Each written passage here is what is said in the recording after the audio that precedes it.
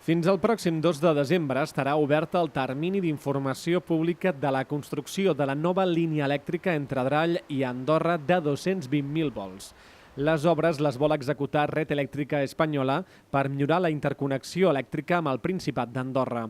El termini d'al·legacions i objeccions a aquesta obra estarà obert fins al 2 de desembre, després que es publiqués el projecte al Diari Oficial de la Generalitat el passat 29 d'octubre.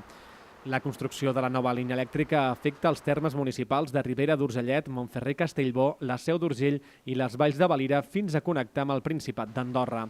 Ajuntaments com el de Montferrer i Castellbò ja han mostrat el seu rebuig a la nova línia elèctrica i espera que hi hagi compensacions pels afectats al municipi.